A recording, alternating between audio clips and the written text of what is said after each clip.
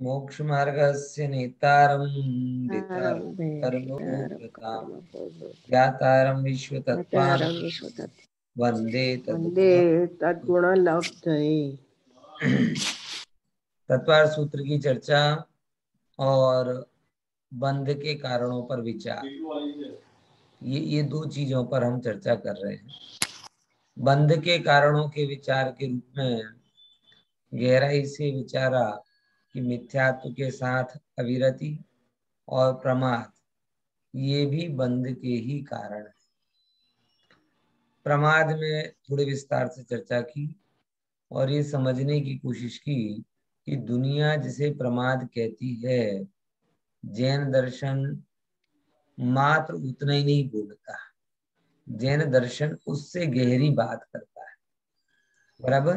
और कैसी कि आत्म कल्याण के सिवा बाकी कोई भी विचार आपके मन में आ रहा हो, चल रहा हो, वो सब क्या है? प्रमाद। बराबर। आत्म कल्याण के सिवा बाकी कोई भी कार्य हो, वो प्रमाद की ही कैटेगरी में आता है। दुनिया जिसे पुरुषार्थ कहती है, जिनवाणी उसे भी प्रमाद कहती है। प्रमाद को तो प्रमाद कहती ही है, लेकिन जिसे सारा जगत पुरुषार्थ कहता है, जिनवाणी की दृष्टि में वो भी प्रमाद है। बराबर। तो ऐसे करके प्रमाद के 15 भेदों पर चर्चा की थी। उनमें मुख्य रूप से जैसे अपन ने, कौन बताएगा 15 भेद कौन कौन से प्रमाद के? कोई बताएगा प्रमाद के 15 भेद? 5 इंद्रिय, 5 इंद्रिय, 4 इंद्रिय कसाय। परिधि साचवी ने शब्द बोलो। इंद्रियो जो प्रमाद होय तो अनंत भगवान ने पण प्रमादी केवू पड़े, क्योंकि इंद्रिय तो पण छे। इंद्रिय 4 ना कसाय विषय, इंद्रियों के विषय, विषय, इंद्रियों ना विषय। हाँ, પછી 4 4 कसाय, कसाय, પછી જેના ઉપર લાસ્ટ ક્લાસમાં ચર્ચા થઈ હતી, हास्य, रति, 4 પ્રકારની વિકથા। विकथा। हाँ, પછી જે તમને ક્લાસ લેતા લેતા આવડી જાય, તમને નથી વાત કરું છું, निद्रा, નિદ્રા, અને પછી निद्रा, કહેવાય સ્નેહ। બરાબર। સ્નેહ, પ્રણય, રાગ। બરાબર। તો એ બધું શું છે? પ્રમાદના ભેદો છે। ઠીક છે? ક્લિયર? હા, હવે એમાં આપણે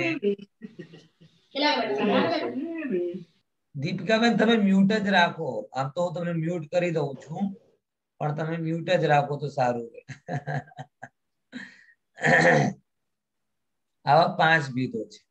આમ ઇન્દ્રિય પ્રમાદ, કષાય પ્રમાદ, વિકથા પ્રમાદ, પછી નિદ્રા પ્રમાદ અને પ્રણય। તો આમ ભેદ વિવક્ષાથી પ્રમાદ કેટલા પ્રકારનો?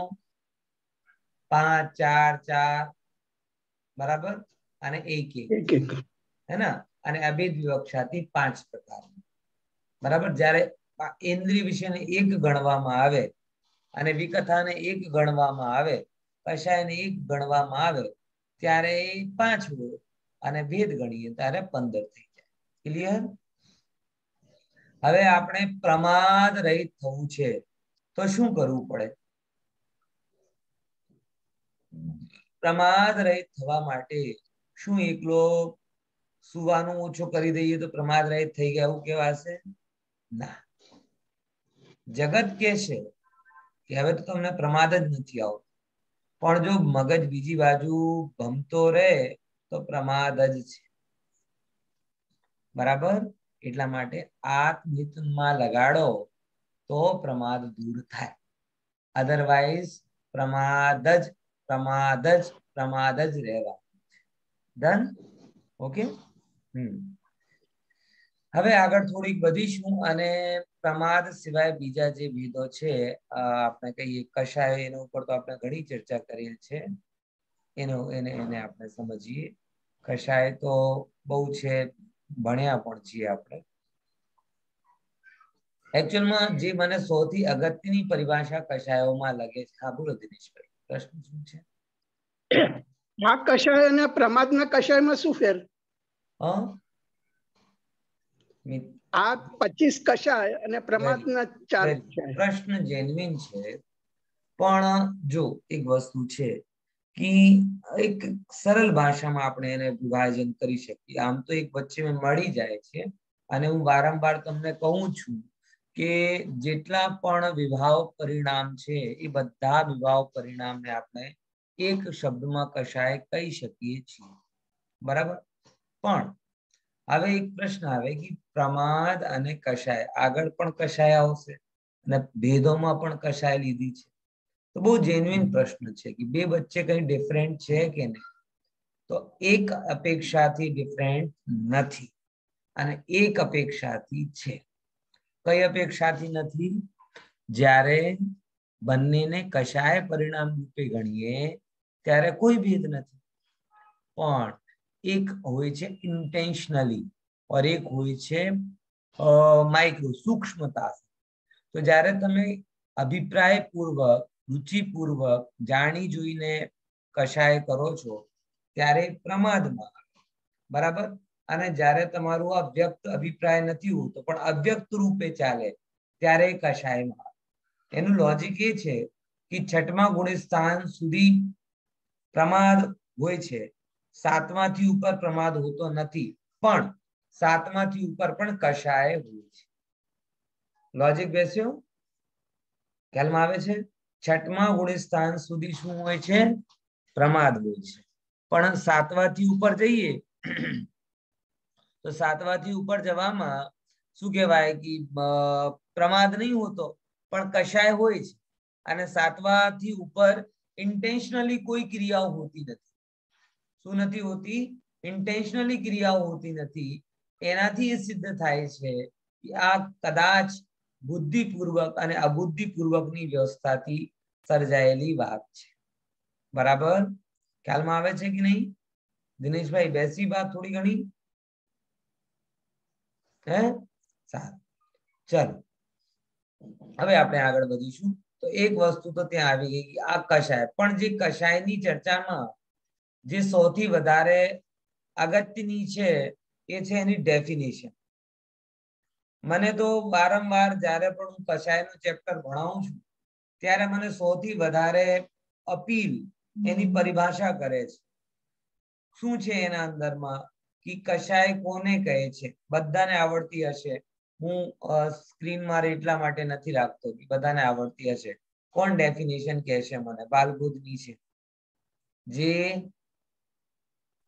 હા બોલો. जो आत्मा को कसे अर्थात दुख दे. બહુ સરસ સમતાબેન. જે જો આત્મા કો કસતી, ગુજરાતીમાં કહે કે આત્માનો કસ કાઢી નાખે, દુખી આપ, બરાબર? એ શું કહેવાય? કશાય. અને સેમ ડેફિનેશન પાપમાં પણ આવે. પાપની પરિભાષા બોલો. પાપ કોને કહેવાય? દુઃખ. આગે તો બોલો. દુઃખ, આત્માને દુઃખ દેવા વાળું કોઈ પણ કાર્ય. दुख का कारण बुरा कार्य ही पाप. એ થોડું બુરા કાર્ય લખવાની જરૂર એટલા માટે પડે કેમ કે આત્માને તો શુભ કાર્ય પણ દુઃખ આપે, શુભ કાર્ય પણ દુઃખ આપે ને, પણ એની અહીંયા ચર્ચા નથી, બુરા કાર્યની ચર્ચા. બંને પરિભાષાઓમાં એક કોમન ફેક્ટર છે. કોણ સા? દુઃખ દે, દુઃખ દે. હવે અહીંયા વિચાર કરો, તમારી સામે 5 પાપ છે અને 4 कषाय છે, ठीक है? अब इन 5 पापों और 4 कषाय में ईमानदारी से देखो कितने पदार्थ अपने को दुख देने वाले लगते हैं. थोड़ा अपन विचार कर लेते हैं. पापों में तो कई बार गिनती कराते ही कि जीव को हिंसा कदाचित दुखदायी लगे, लेकिन हिंसा के अलावा झूठ बोलना आदत बन गई है, दुखदायी नहीं लगता. चोरी करना वो भी नहीं लगता. कुशील और परिग्रह की तो बातें ही मत करो, उसमें तो बड़ा आनंद आता है जी. तो ये दुख के कारण कहाँ है? અને સેમ कषायों की चर्चा करने जाओ तो क्रोध बुरा लगता है कदाचित, क्योंकि उससे बीपी बढ़ जाता है। मान, माया, लोभ, ये कहाँ बुरे लगते हैं? इनको तो हमने रजिस्टर्ड करके रख लिया है, नहीं रख लिया क्या है? स्वाभिमान तो होવું જ જોઈએ, હોશિયારી તો હોવી જ જોઈએ, લાઈફમાં એમ્બિશન્સ તો હોવી જ જોઈએ, બરાબર? એટલે એ બધા માટે તો આપણે એક્સેપ્ટન્સ નો ભાવ આપી દીધો છે. એ કરતા કરતા શું આપણે ખરેખર આવું લાગે છે કે એ આત્માને દુઃખ આપનારા પરિણામ છે?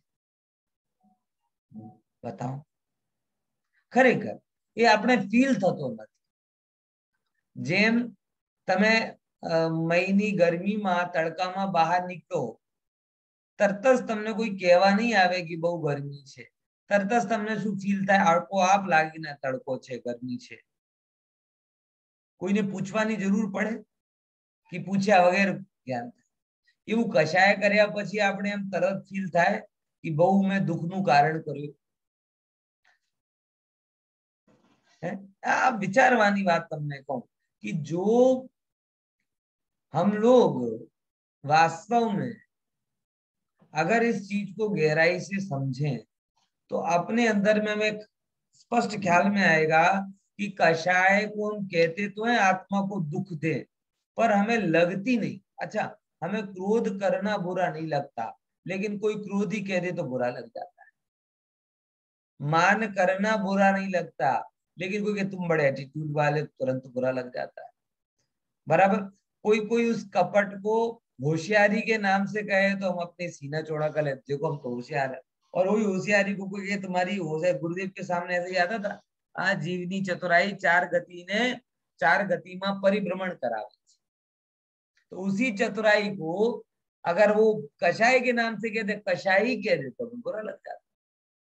लोभी कह दे तो बुरा लगता है, और विजनरी पर्सन है ना, ऐसा है ना वैसा है, ऐसे अच्छे अच्छे शब्द दे दे तो बढ़िया अच्छा लगता है. मतलब हमारा ज्ञान हमें खुद समझ में नहीं आता. इस आदमी को त्रियंच कह दो, पशु कह दो तो नाराज हो जाता है, और कहे तू तो शेर जैसा आदमी है, तुरंत खुश हो जाता है. अब ये क्या है? शेर क्या है? विचार ऐसे कहते, एक बाजू त्रियंच बोलो, पशु बोलो तो नाराज, और एक तरफ बोल दो शेर जैसा है तू, तो तेरी तो नजर बाज के जैसी है, तेरी तो ऐसा, ऐसे कुछ बखान कर दो, मतलब तो धारा धोरण ही नहीं है. तो इससे कहता है कि इसे कसाय नाम मात्र से दुखदाई लगती है. कैसी लगती है? नाम मात्र से दुखदाई लगती है, काम से दुखदाई लगती नहीं. क्योंकि खरेखर जिस दिन से हमें, मैं खुद अपना अनुभव बता रहा हूं कि मुझे, मैं मेरी प्रकृति बता रहा, ऐसा नहीं जी, गुस्सा करना रियल में मेरा शरीर अब ऐसा हो गया है, मन और शरीर, कि गुस्से को सहन ही नहीं कर सकता. 15 मिनट अगर कर लूं ना तो माथा भारी हो जाए. मतलब ये क्या बता रहा हूं, ऐसा नहीं कि मेरा ही होता है, सबका लगभग हो सकता है. जो थोड़ा आनंद प्रिय व्यक्ति है वो क्रोध करे मतलब अपने आप को भट्टी में डालना हो, अपने आप थकान महसूस होने लगे. इवन क्रोध में ही नहीं, मान में भी थकान महसूस होने लगी. दिन भर कोई आपको ऐसे बोले कि नहीं बढ़िया बढ़िया बढ़िया, अरे छोड़ो ना, क्या बढ़िया बढ़िया, ठीक ठाक, क्या क्या बढ़िया क्या बढ़िया. संसार जिससे बड़े वो बढ़िया कैसे? बराबर? संसार जिससे बढ़े वो बढ़िया कैसा? संसार जिससे घटे वो बढ़िया.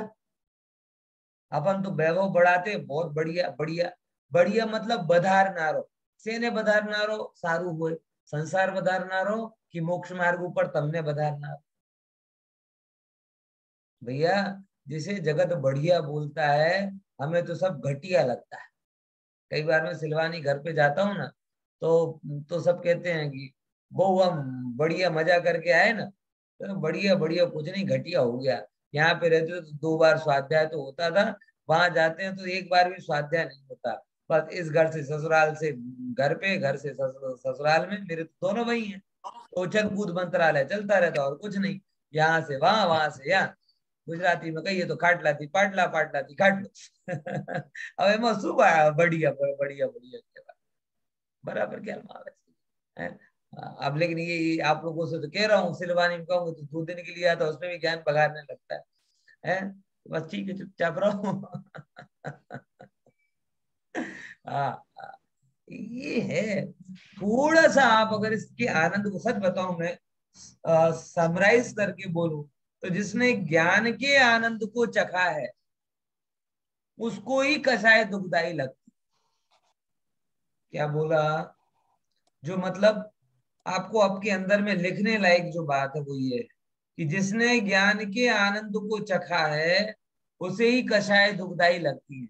लेकिन जिसने ज्ञान के आनंद को चखा ही ना हो उसे 3 काल में कषाय दुखदाई, वो कितने भी कषाय के लेसन पढ़ ले, वो कषाय के लेसन पढ़ाकर कषाय करेगा। बराबर कि मैंने देखो कैसा पढ़ाया, मैंने ऐसा पढ़ाया कि मेरे जैसी कसाई तो कोई पढ़ा ही नहीं सकता। अब ये पढ़ाया क्या है? ये तूने पढ़ाया नहीं, कसाई बढ़ाया। बात समझ में आई कि नहीं? ये मान बढ़ाया है, वो पढ़ाया नहीं है। घटाए घटाता तो बात। हाँ, समझ में आया? इसीलिए ये ज्ञान के रस को समझो। और सीधी सी बात है भैया, एक अकेला ज्ञान इतना मास्टर है कि उसे कोई इसके सब्स्टिट्यूट की जरूरत ही नहीं।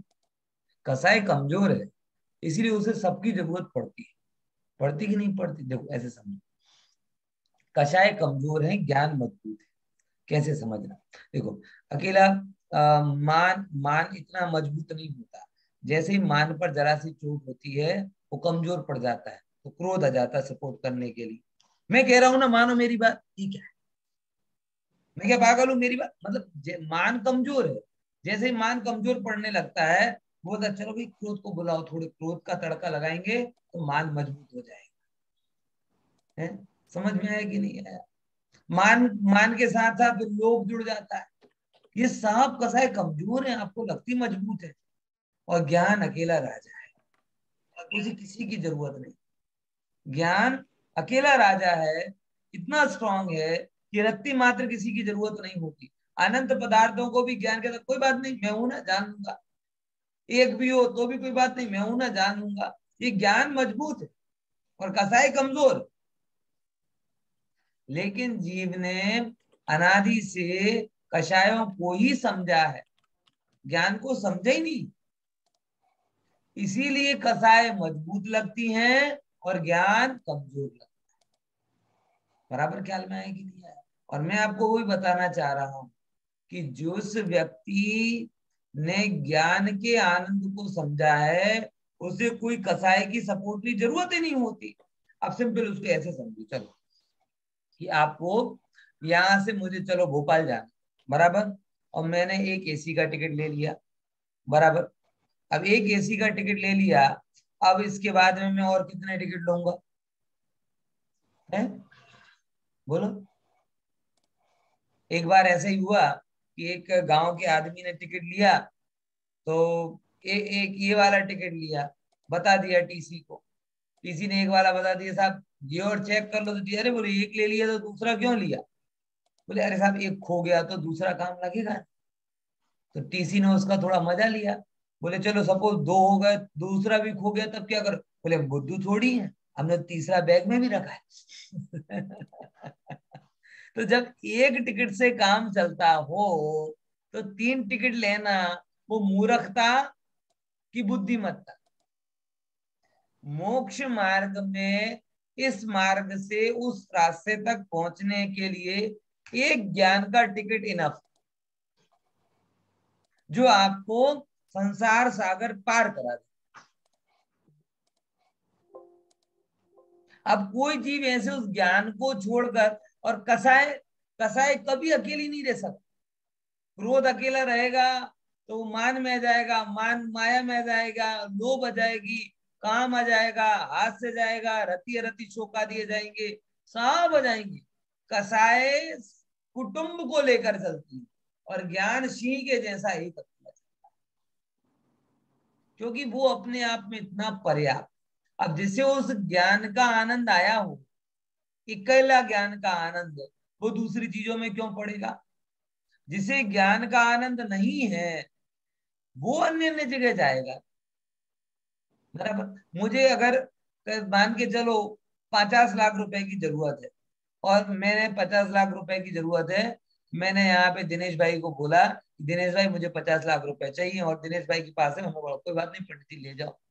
अब अगर मुझे डायरेक्ट आपसे 50 लाख रुपए मिल सकते हो, तो 500-500 रुपए की उगराणी करने क्यों जाऊंगा सबके पास? जितेन भाई 500 તમે આપો, ખુશીબેન 500 તમે આપો, તમે 500 આપો। અરે જ્યારે એક ઇનફ છે તો બીજાની જરૂર કેમ?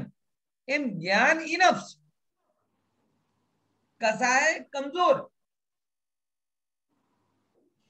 सुख के लिए कसाय छटपटाती हैं, लेकिन सुख को कभी पा नहीं पाती, एक्चुअल में दुखी करती है। और ज्ञान जैसे ही आता है, सुख आपो आप बढ़ता जाता है, बढ़ता जाता है, बढ़ता जाता है। यही नियम। इसीलिए आपको थोड़ी जब अंदर में उतरना हो तो इस चीज को करना, आप खुद फील करेंगे, मेरी बात आप नहीं मानना, बराबर, लेकिन आप खुद फील करके देखेंगे कि कषाय करना कितना दुखदाई। क्रोध करने का दुख, मान का दुख, कपट करे तो प्रकट होने का दुख, लोभ हो तो लोभ का दुख। धन जिसके पास होता है कितना दुख, विचार करके देखो। धन नहीं होने वाले को तो दुख होता है, लेकिन धन होने वाले को भी बहुत दुख। संभालने का दुख, संरक्षण का दुख, नष्ट होने का दुख, कौन कौन सा दुख बाकी, हर दुख रहता है।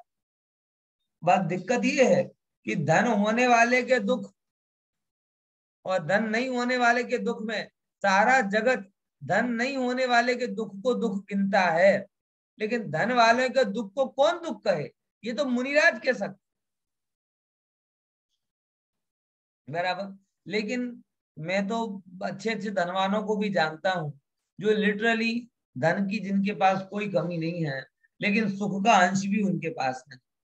वो धन उनको तत्व ज्ञान से रहित होता है, अंदर में विक्षिप्तता का कारण हो जाता है, रोग का कारण हो जाता है, अवसाद का कारण हो जाता है, बीमारी का कारण हो जाता है। और एक और बात कहूं, लोभ है ना, लोभ, धन कभी लोभ को कम नहीं करता है, ये मेरा व्यक्तिगत अनुभव है। आप जितने भी धनिक लोगों को देखोगे, कई वो क्या है, राजा मन का होता है, धन का नहीं होता। समझे कि नहीं समझे? राजा जो होता है ना, वो मन का होता है। अगर जिसका मन कंगाल है ना, तो करोड़ों पड़े हो ना, तो वो कैसा रहेगा? चिंगूस टाइप के आदमी रहेगा, और लोभी, और जो मन में है ना, मन से राजा है, वो उसके पास में कुछ ना भी हो तो भी वो अपने आप में राजपाट वाला। ये धन का खरेखर, धन के होने से जीवन में जो बदलाव को एग्जैगरेट करके बताया जाता है, ये बात उतनी सही नहीं है, बराबर।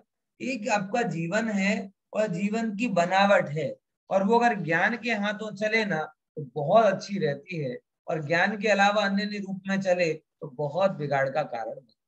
बराबर समझ में आया? तो क्लियर हुआ ना? कषाय दुखदाई नरक का कारण इसलिए होंगी कि जब हो रही है तब भी दुखदाई। कषायों से नरक मिलता है तब दुख भोगोगे कि अभी भी दुख भोग रहे हो? मान में देखो, मैं एक सिंपल, क्रोध का दुख तो सबको पता है, मान की बात आपको पता। मैं कई बार क्या कहते हैं, बच्चों का एग्जाम्पल लेता हूँ जिससे आप लोगों को बुरा ना लगे। तो मैं कि वैदे ये और उसकी कजिन सिस्टर है। अब अभी बच्चों में ऐसे वो पपेट्स का बड़ा शौक होता है। पपेट्स, वो आप शायद जिनके बच्चे वो जान रहे होंगे, जिनके नहीं है वो नहीं जान पा रहा। वो एक अपन जो छोटे में नहीं करते थे, ऐसे करते थे, वो साइकिल के टायर में लगी हुई रहती थी ना, वो छोटी छोटी चीजें, उसको फोड़ते थे बार बार। अब वो आजकल उनका खिलौना बन गया, उसे पपेट बोलते हैं। हाँ, पपेट ही बोलते हैं। तो ऐसे ऐसे करते करते उसको वो खेलते रहते। अब उनके साथ बैठे रहते हैं, इतने कलर में, इतने डिजाइन में, इतने इतने प्रकार के हो रहे हैं, क्या बताएं। वैदेही के पास में 4-5, अब उसकी कोई कजिन सिस्टर है, तो वो रोज नया लाती है, वो इसको दिखाती है, वो अपना मान बढ़ाती है। तो इसके मान को चोट लगती है, वो कहते पापा पापा ये चाहिए, और अपन ने एक दिलाया तो तुरंत फोन करके उसको बताती। मैंने ये रोज नई नई डिमांड किया थी। एक दिन मैंने देखा, मैंने इनका अब समझ में आया कारण, वो अपने मान के लिए अपने पपेट बताती है तो इसके मान पे धक्का लगता है, फिर ये वाला चाहिए तो इसके मान के लिए फिर ये नया लाती है। वो नया लेकर आती नहीं, इससे पहले उसका दूसरा नया तैयार होता है, तो फिर वो बताती, फिर ये बताती, फिर वो बताती, फिर ये बताती। एक किटी पार्टियों में माताओं बहनों क्या करती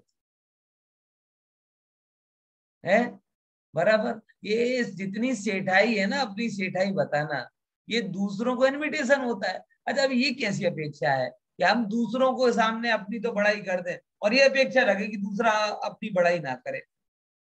अगर तुम अपने आप को मान के कारण हाइप पर लेके जाओगे तो दूसरा थोड़ी इंफीरियर रहना चाहेगा, वो अपने आप को चढ़ाए। और देखो, एक बात मैं जानता हूं, आप भी जानते होंगे, मैं तो केवल आपको याद दिला रहा हूं क्या, कि कोई भी व्यक्ति ऐसा नहीं है कि जिसके पास मान का कोई विषय ना हो, और कोई भी व्यक्ति ऐसा नहीं है जिसके पास कोई ऐसी कमजोरी ना हो जिसे कोई भी व्यक्ति आईना दिखा दे तो दुखती रख, जिसे अपन बोलते हैं ना, ये दोनों के हर एक व्यक्ति के पास में रहता है। आप समझ गए। अगर आप मान से बड़ा बनना चाहते हो तो आप बड़े खतरों का खेल खेल रहे हो, क्योंकि आप एक चीज से बड़ा बनना चाहते हो, वो दूसरी एक चीज से बड़ा बनना चाहता है। अब बड़ा बनने की होड़ में जब पीछे रह जाता है तो दूसरों को छोटा करने लगता है, और छोटा करने का तरीका क्या है, तो उसकी दुखती रख पे हाथ दबा दो। कोई रूप वाला है तो बोले रूप तो है लेकिन बुद्धि नहीं है, कोई बुद्धि वाला है, बुद्धि तो है लेकिन धन नहीं है, कोई धन वाला है तो धन तो है लेकिन बेटे बेटी सुनते नहीं है, कोई बेटे बेटी सुनते हैं, सब तो है लेकिन बीमार पड़ा रहता है, कोई ठीक ठाक है तो कम आयु है। मतलब ऐसा कौन है मुझे बताओ जिसके पास दुखती नस ना हो। अब ये समझ गए ना। मतलब आप अगर किसी के कारण ही डिसाइड कर रहे हो तो आपको ये समझ लेना चाहिए कि आप अपने लिए अपमान का इनविटेशन दे रहे हो। इसी संयोग से आप अगर बड़ा बनना चाहते हो तो अन्य को आप अपने अपमान का इनविटेशन दे रहे हो, ये बुद्धिमत्ता नहीं है। इसीलिए हमेशा जो हम कहते हैं कि ना बड़े बनो ना बड़े दिखो।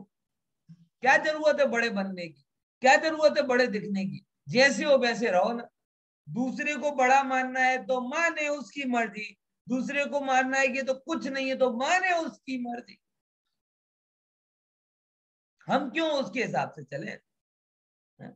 और देखो, एक होता है कपट करके वस्तुओं को लेना, और एक होता है सरलता के साथ वस्तुओं को लेना।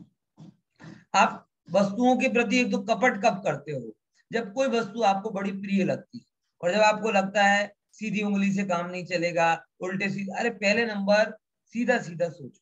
आजकल व्यक्ति पहले ही नंबर से उल्टा सोचने लगता है। मुझे तो किस बात का होता है।